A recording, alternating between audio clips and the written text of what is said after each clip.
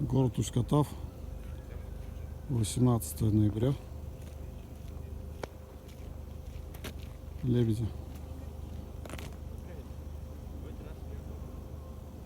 Так и не улетели. Ну, большое количество их там. Но вроде завтра мороз должны улететь. Вот она, последняя вода этого года, жидкая.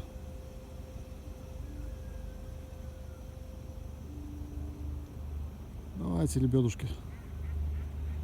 Ой, и утки даже крякают-то. Прикольно.